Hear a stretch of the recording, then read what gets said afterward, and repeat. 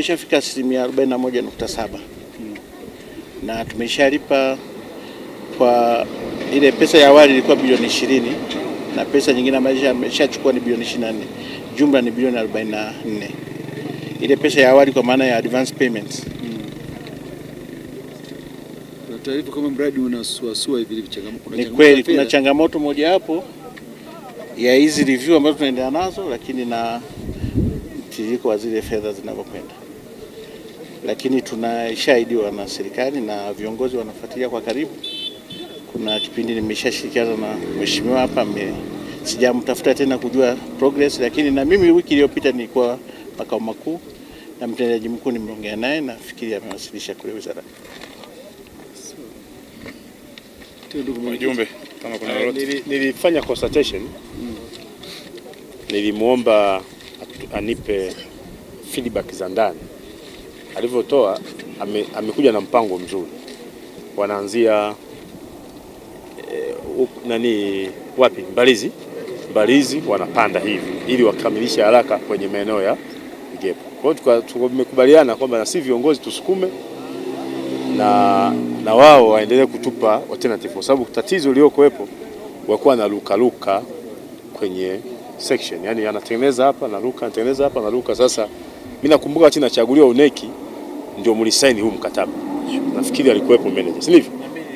Na wao ulikuwepo, na pale uwanjani mlisema mkataba huu ungeisha mwaka kabla hata mheshimiwa rais haja, si ndivyo? Na mheshimiwa rais ana interest sana na mradi huu, na interest kubwa sana kwa sababu ni mradi wake mwenyewe na ametoa fedha. Na hapa shida ni kwamba fedha zimetoka na nafikiri tu hawa alikuja waziri hapa, si ndivyo? Kuja waziri, nafikiri mwenyekiti naye alikuja hapa, alitoa wamekagua hii baba kama kukaguliwa. Imekaguliwa sana. Kwa hiyo labda sisi tuwe wa mwisho kukagua, tukija siku nyingine tuje tuone matunda yake. Ila kiukweli kama kukagua hii baba imekaguliwa sana. Au katibu imekaguliwa barabara kweli kweli. Na unajua huko mtaani wanaitazama hii barabara kama ni alama ya Dr. Samia. Kwa mtakavyotusaidia nyinyi kufanya haraka ndio matunda ya wananchi kufaidi matunda kwa haraka ya Dr. Samia. Na ndoto ya Dr. Samia ni huu mradi ukamilike kwa wakati. Kwa mpango ambao walikuwa naueleza ule internally, kama wataufuata ule kwamba wataanzia kule kwa kilomita, sijui wasema wanaomba bilioni ngapi, 100. Kwa maelezo wasema wameikatakata ile hela. Baada ya kuomba ndefu, kwa sababu wakiomba ndefu inachelewa kuja. Wameanza kuikatakata. Kaona that's good. Kama wameanza kuikatakata, wameona problem ipo hiyo, basi yeye mwenyewe kwa mimi ninavyojua kuhusu mradi. Lakini kama kukaguliwa barabara imekaguliwa kweli, kama kelele imepigiwa kweli barabara. Anachozungumza ni kweli, na mheshimiwa waziri alivyopita alijaribu kuona na concern ya wananchi.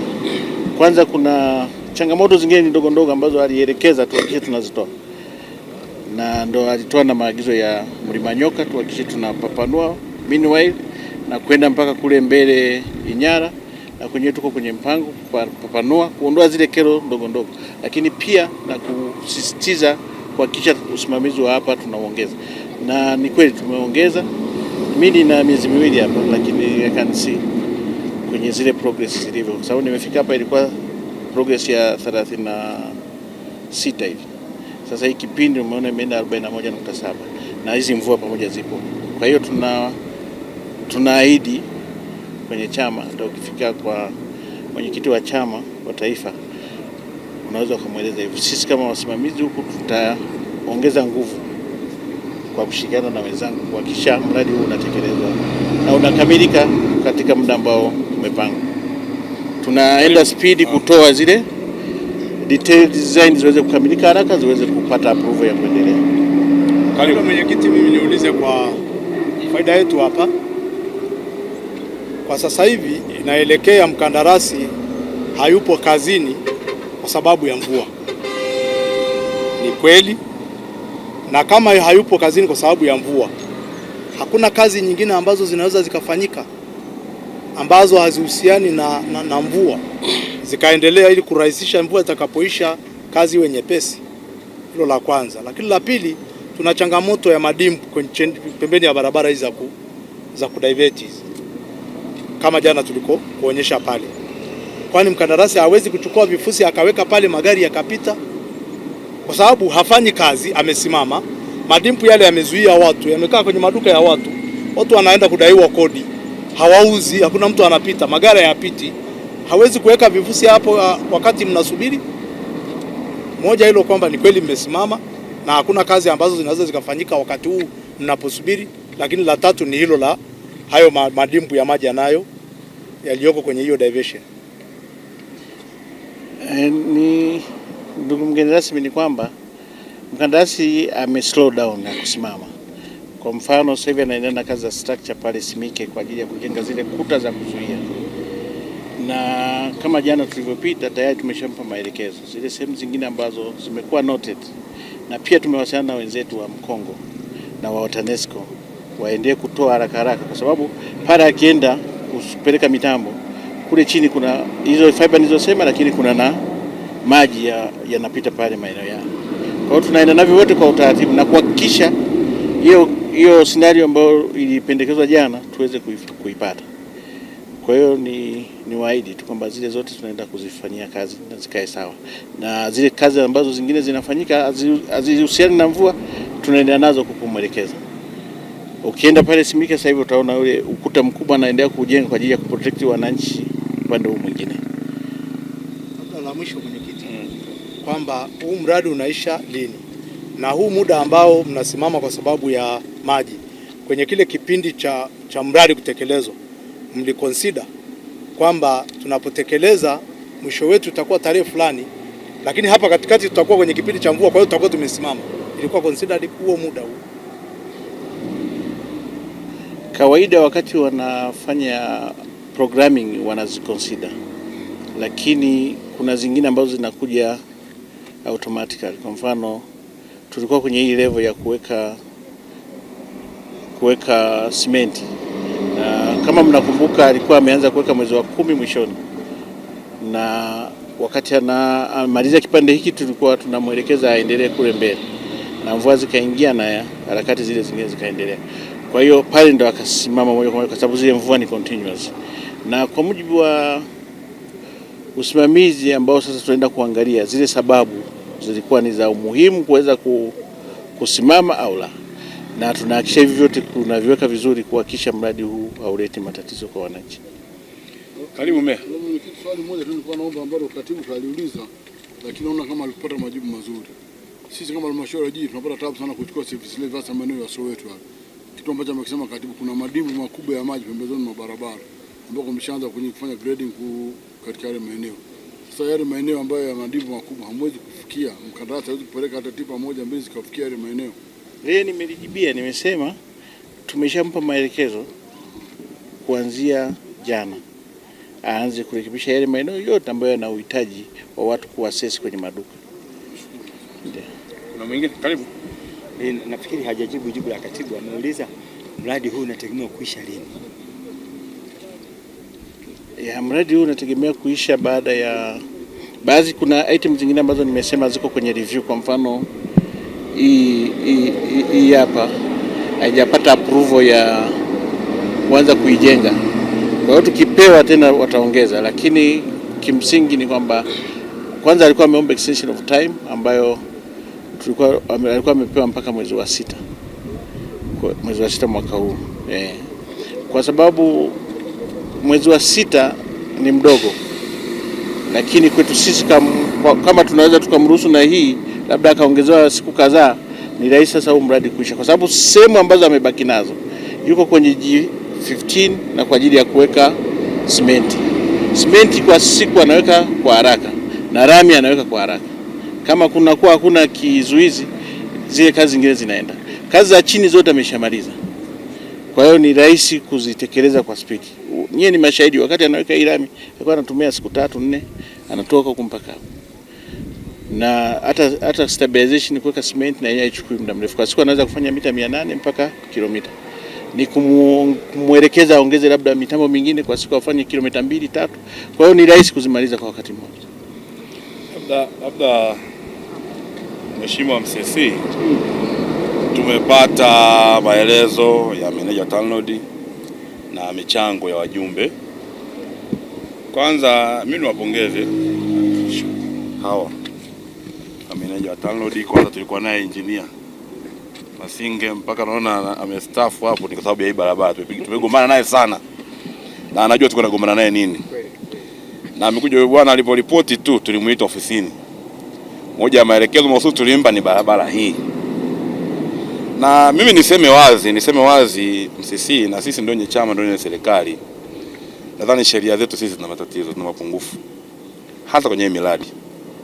Kwa maana ile sheria ya manunuzi tulichogombana na bwana Masinge, narudia tena kusema na nitasema popote, haiwezekani leo mkandarasi kutoka nje ya nchi ambao tunawategemea wenye mitaji anakuja hapa anangojea advance sisi tumpe ndo aanze kazi. Barabara hii tumempa bilioni 20 advance payment, lakini hakuiweka kwenye barabara hii. Yes, ni mobilization. Amejenga vibanda, amenunua na malori, lakini malori hii kampuni ana malori toka site nyingine ameleta, hajanunua gari mpya. Bilioni 20 haipo. Alafu anafanya kazi anadai bilioni 6 au 7 8, miezi 6 alipwi. Huo ndio msingi wa kuchelewa kwa hii barabara.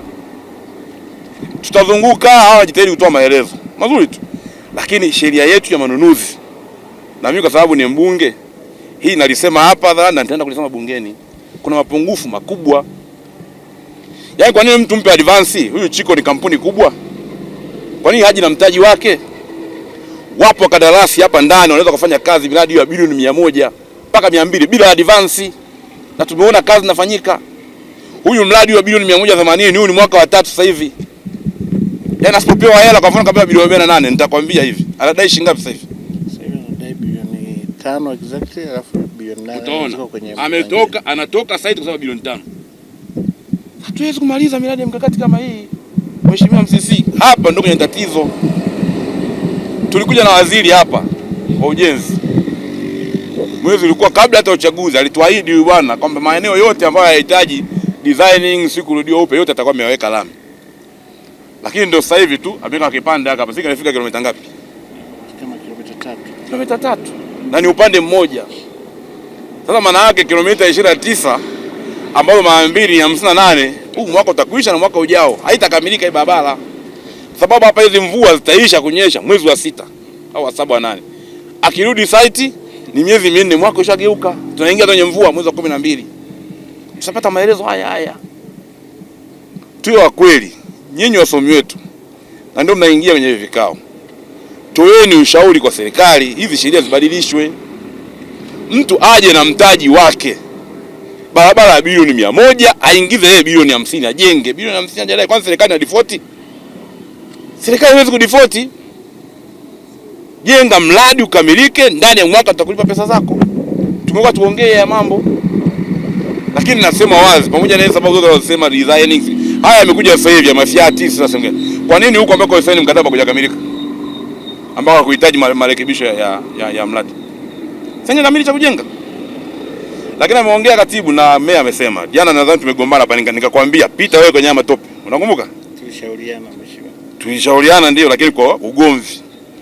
Kwamba watu wetu eneo lote lile la Soweto ndio tunapotegemea sisi kusanya kodi. Hata engineer Masinge tulichagombana sana kuhusu pale. Sisi ndio kikwazo, baba hatujamaliza. Kwa nini watu tunawazuia wafanye biashara pale? Huyu mmea ataendelea kuchukua kodi. Kwa hiyo tunakosa vitu viwili, barabara haipitiki, tunashindwa kusanya na kodi. Umekuja na sababu sisi TCL hajatoa. Kwa nini akuanza kutoa pale maeneo ambayo ni watu wanafanya biashara? Ndio angeanza pale. Ametoa maeneo mengine yote ambayo hana interest ya wananchi. Haya maeneo ambayo ndio biashara na wingi na watu, mpaka leo TCL hajatoa mitambo. Unasema iko sensitive na maelezo mengi. Nadhani tulikubaliana jana. Uweke kifusi pale. Huyo mtu atakuja kutoa, atakuja kuweka. Atakapokuja kutoa mitambo yake atakuja kufukua tena. Lakini tunataka sisi watu wafanye biashara pale. Kwa sababu ile ni udongo, sio lami. Afukie ile barabara zote kuanzia hapo Soweto mpaka kule mwisho. Ikifika wakati huo kuja kutoa mitambo yake, atachimba tena kutoa. Sababu ni udongo. Yaani nataka kusikia hadithi nyingine. Sababu pale pamefukiwa ni nyinyi kwenye kutengeneza mipango yenu barabara ndio mmechimba madimbu mmejaza maji. Hawa wananchi hata hawaelewi kwamba sisi barabara inajengwa. Wanaichukia serikali, wanachukia sisi. Nadhani tuliongea jana vizuri. Kwa hiyo Mheshimiwa Msisi, mimi ya kwangu ni hayo, kwamba hizi matatizo yote haya tunayasababisha sisi wenyewe. Sisi wenyewe na sheria zetu. Huyu mkandarasi unashindwa kumbana kwa sababu wewe mwenyewe umeshamwambia ukileta certificate ndio nitakwenda kulipa. Sio mwenyewe umemwambia, amesema certificate hujalipa anatoa mitambo. Umesaini mkataba, mimi nitakupa advance kabla ya kuanza kazi. Wewe mwenyewe ndio umemwambia. Sasa hizi pesa si bwana hapa kandarasi wa ndani, wako maengineer hapo wana uwezo kufanya hizo kazi. Akachukua advance akafanya. Kwa nini umchukue mtu nje ampe advance? Ukiangalia toka hapa mpaka kule ofisi ni wazao ndio wanafanya hii kazi. Ukimkuta huyu yuko wapi mchina? Yuko yeye peke yake tu. Lakini hao ndio wanafanya kazi hizi. Sasa haya yanatia uchungu sana. Hela zetu wenyewe lakini zinatutesa. Kwa haya Msisi wangu ndio maana niongee ujue tatizo tunalipata hapa Mbeya, lakini kiukweli hii barabara imechelewa. Kukumbushana hii barabara haina manufaa kwa ajili ya watu wa Mbeya tu. Labda ni declare interest. Mimi ni msafirishaji. Sasa zingine hii barabara ikiwa na changamoto hata wasafirishaji nao wanakuwa na changamoto. Labda tuchukulie mfano ndio barabara inatumia na watu wa Mbeya tu. Kulikuwa kuna haja kuweka barabara mbili. Wanatumia wanani wa Mbeya tu. Kwa sababu hii ni ufunguo wa SADC. Magari yote yanaenda huko yanapita hapa. Kwa hii ni interest, ni national interest. Kwa hiyo taifa lina manufaa na hii barabara.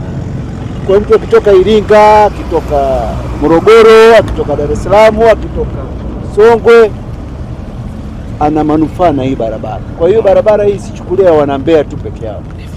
Na nafikiri katika miradi ambayo mikubwa kila mikoa ambayo labda hata ukimwamsha Mheshimiwa Rais ukamwambia bwana katika miradi ambayo unaifikiria mkoa wa Mbeya atautaja huko. Wow, kweli kabisa. Hawezi kuzungumza zahanati sio ya kata fulani au sio hospitali ya eneo fulani. Katika miradi mikubwa ambayo ipo kitaifa na kwa viongozi wetu wa kitaifa katika mkoa wa Mbeya upo. Kwa hiyo kama viongozi na bahati nzuri sasa hivi barabara kaka ilikuwa zamani inawakilishwa na bunge mmoja. Ndio. Sasa hii barabara imepita kwa bunge wawili. Sasa nyinyi mtakapoenda kule bunge watatu na Mbeya vijijini. Mbona sasa? Sasa nyinyi wabunge watatu mkifika kule bungeni ulipigania hiyo. Tayari na wawakilishi wengi. Kwa hiyo kama alivyosema mwenyekiti hapa, mimi ni mjumbe wa kamati kuu ya halmashauri kuu ya taifa. Moja kati ya maagizo tuliopewa kwamba tutakapokwenda kwenye mikoa ya kuadhimisha miaka 49 ya chama ndio mkakague na miradi. Alafu mtueleze miradi imefikia wapi, basi tufikishe pamoja na kwamba wao hapo wanafuatilia, lakini kutokana na umuhimu wa miradi hii ndio maana hao waheshimiwa wakaamua katika kuadhimisha miaka 49 basi na sisi tutembelee pamoja kama mawaziri wanapita na kila kiongozi atapita. Kwa sababu gani? Kutokana na umuhimu wa barabara hii. Kwa hiyo Mheshimiwa Mwenyekiti, na kujua wewe ni mchacharikaji sana. Kwa hiyo kuhakikisha kwamba barabara inakamilika kwa muda. Na kingine unajua nilichokiona mimi nimekuja wakati wa uchaguzi hapa. Nimekuja mara 2-3. Kiukweli barabara hii ni kero. Ni kero kwa kweli. Jana ndio afisa. Tumechukua dakika ngapi? 40 minutes kutoka mjini mpaka kuja kutoka huko kuingia mkoa 1 hour. Kwa hiyo tujaribu kuwapunguzia wananchi kero. Hivi unafikiri wakiona hapa sasa tutawapeni mfano. Simuona kuna watu wanapita na mabasi alafu wametuona sisi na mashati yetu kijana hawageresha tu. Hawezi kusema hivi. Mtu ametoka kula amekereka huko na mafoleni alafu anapita sisi na miamvuli yetu ya CCM na mashati yetu ya kijani anachungulia geresha tu barabara haichi. Hawasemi hivyo. Wanasema hivyo. Kutukana sana. Kwa jamani sasa ni hali ifanye nini? Mimi nawashukuru kwa taarifa yako mhandisi. Mwenyekiti, asante, na sisi tutafikisha taarifa na ndani ya uwezo wetu sasa hiyo kufikisha kwa wakubwa zaidi. Jamani, tulikuwa na Mbeya huko, moja kati ya changamoto kubwa ni barabara hii. Kama kuna fedha zimenywa basi ziletwe ili angalau mradi ufanye nini. Mimi ni haya, asanteni sana.